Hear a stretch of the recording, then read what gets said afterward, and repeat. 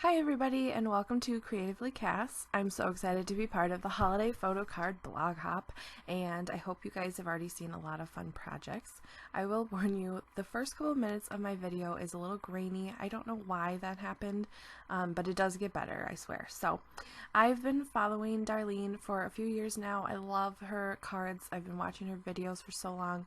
I'm really excited to be a part of this blog hop. So my card today, I obviously used a photo, and the photo is of me when I was really young. When I was thinking of what to do for this card, usually you think of cards going out at the holiday with photos. They're usually of a family, your kids, you and your spouse, and everything, but I'm not married and I don't have kids, so I decided to go a different route with this. I wanted to do kind of a throwback card, something a little nostalgic, and that's where I went with this. So you can see there's me, 3 or 4 years old, in my little pink snowsuit, and I thought it could be kind of fun for people who know me, family and friends, to get this card and get this blast from the past picture.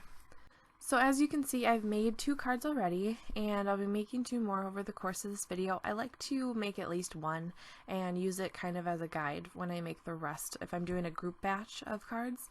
So I started by bringing my photo to Walgreens, and they made some copies for me. My card wasn't 4x6, so I had to cut it down a little bit, and I thought, well, why not use this Lawn Fawn stitched rectangle? It'll make everything kind of cohesive and consistent, and I also just love the stitched rectangles. I love the detail they provide. So I did that for both of my photos here, and the nice thing is we'll do this also on the back, so it'll match that, and the front panel doesn't have this, but I'll explain more about that later. You can see my cat just had to get in the shot here. She's just a little bugger. She loves to sit on my desk and just play with all the scraps that I leave behind, so she's fun like that. So now I've got both of my pictures cut out here, and the next thing we're going to do is work on the vellum front panel of the card. So what I did was I just took some 40-pound vellum from Ellen Hudson, and I cut it down to 3.5 by 5, which is if you remember, the size of the picture that we have there.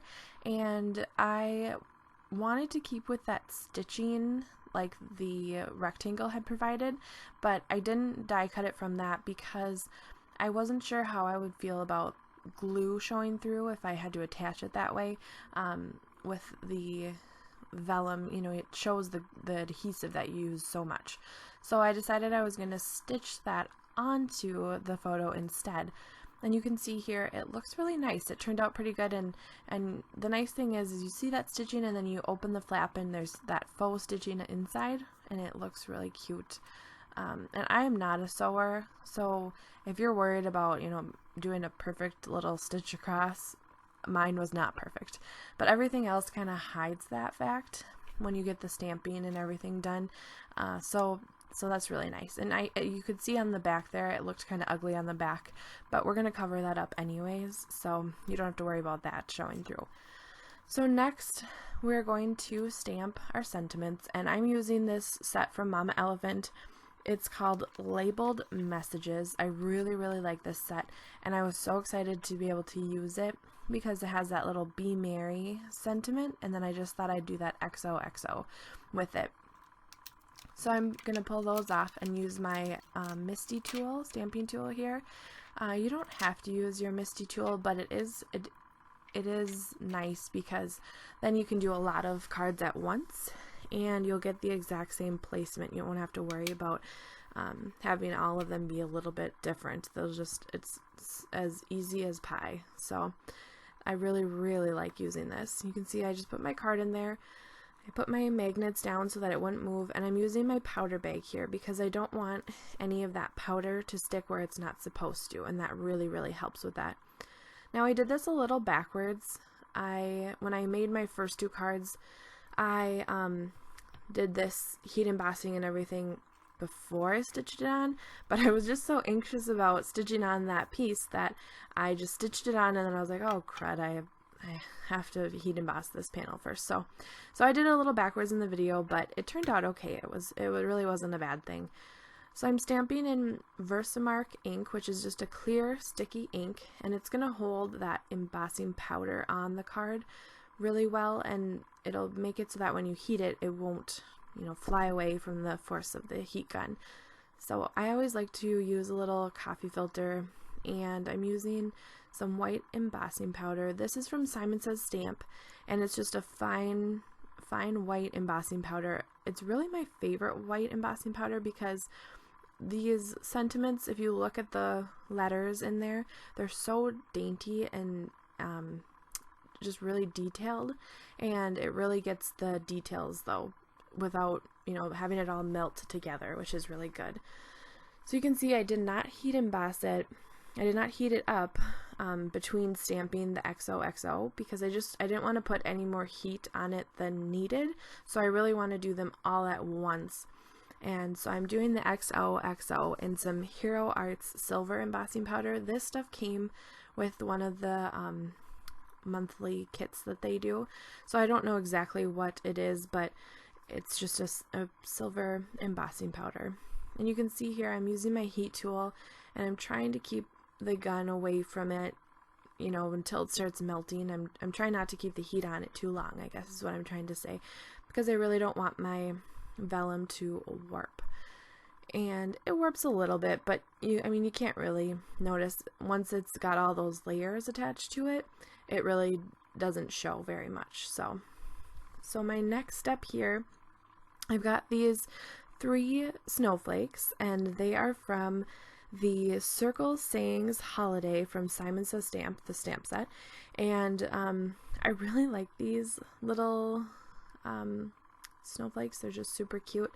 They are just really detailed and fun, and I really like this set in general, but I really wanted the front panel to be a little bit more whimsical, a little bit more just so you didn't see the picture through as much. And I think it makes it look like I'm sitting there in a snowstorm, which I love. I think that's so fun.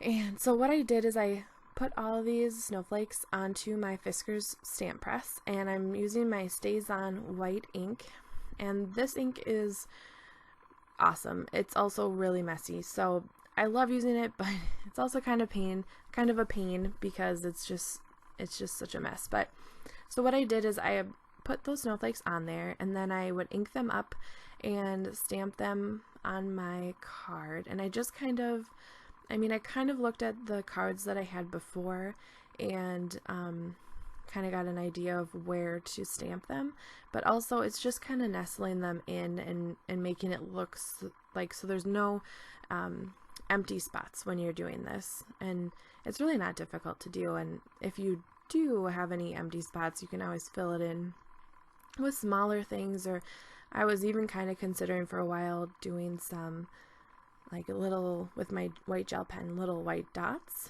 but they all kind of nestled in there pretty well, so I didn't worry too much about it. But you can see I'm just stamping them all over the front of the card, and it went pretty fast. Oh, that's like a crafter's nightmare when your ink pad falls on your project. But this ink is just it's really great because it's really opaque, especially on these kind of like vellum or transparency kind of surfaces, but it's really hard to clean your stamps. I don't know, I just always have trouble with it, so that's something to keep in mind.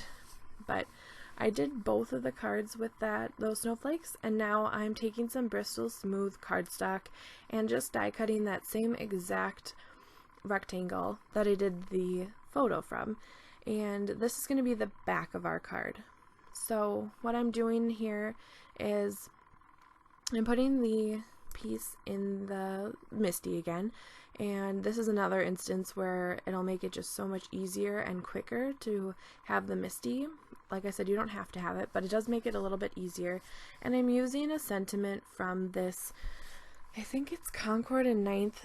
It's from the Stamptember release from Simon Says Stamp, where they collaborated with a bunch of different companies.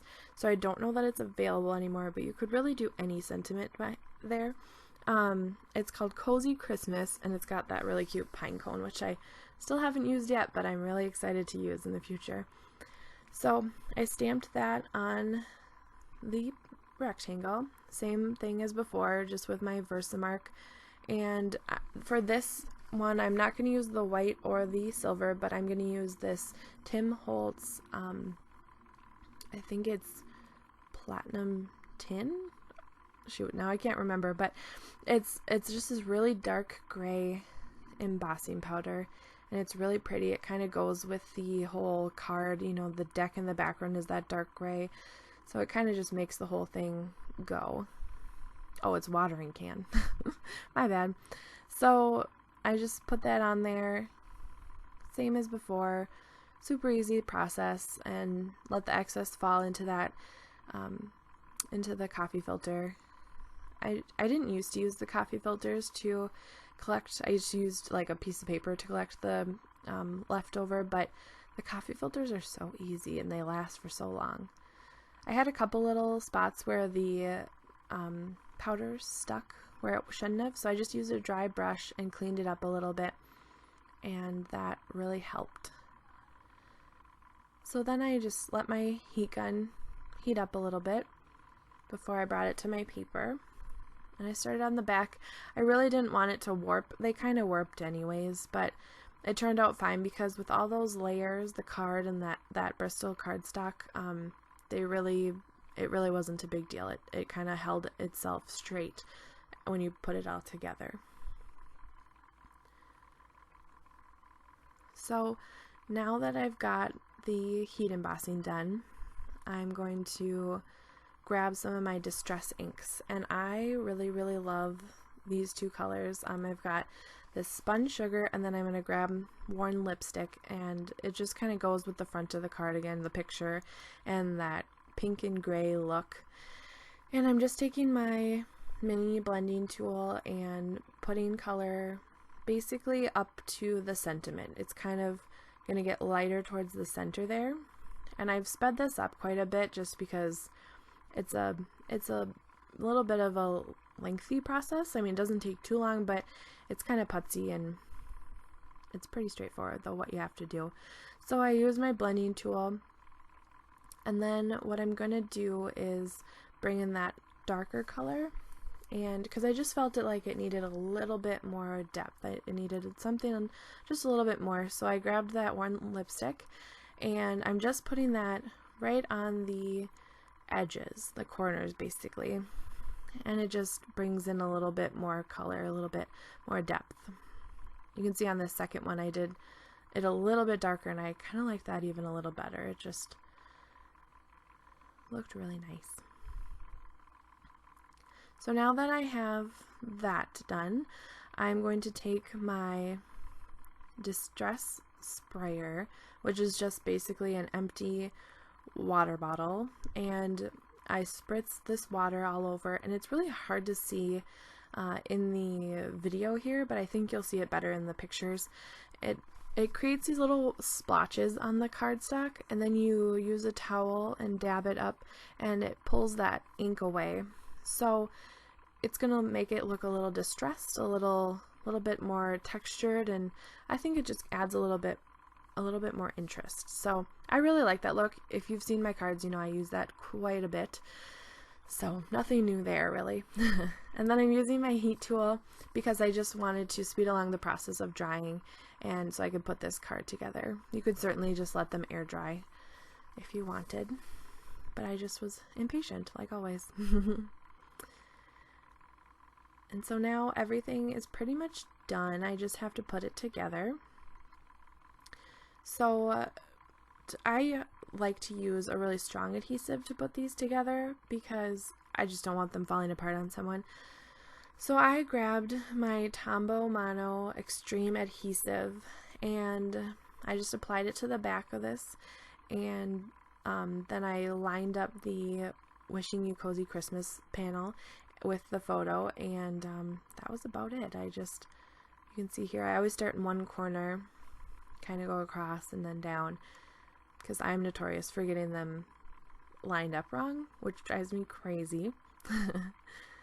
And then I just have a scrap piece of paper here, and I grabbed my spun sugar again, and what I did was I wiped it across the paper. You can see I already did it here. And now it's got that same color pink as the back. And then I took my Lawn Fawn set, and it just had this row of hearts, the die set, and I just wanted some of those hearts, I wanted to put them on the front of the card. So this is a really nice way to match your colors, so that if you're trying to get the same color across the board, then it's a really easy way to do it. So once those were die cut, I just used some multi-matte medium from Tim Holtz and applied them to the vellum panel. And I just thought that was a cute way to tie in a little bit more interest there. So I did tie these strings. I knotted them on the sides so that they wouldn't come undone, and now I'm just cutting them so that they are uniform in length. And that is pretty much it. The only thing left to do is write your message and send them off. I was kind of worried this card was going to be too intense, but once I finished doing the 2 at a time, I really felt like it was doable to send out to a handful of people, and probably not if you have 100 or so cards to send out, but I'm really excited about it. I think it's kind of a fun thing to send a picture from back in the day. It would be really fun to send, you could personalize it and send, say if there's a picture of you and a cousin or you and a friend from way back in the day and you wanted to do that would be a fun way to change up this card. But yeah, I think my family and friends might get a kick out of this. So that is it for me. I hope you guys enjoyed this. I hope you're having fun with the blog hop. Be sure to read all the information about how you can win prizes. There are so many amazing prizes available, and thank you so much for stopping by. I will see you guys soon with another card. Bye.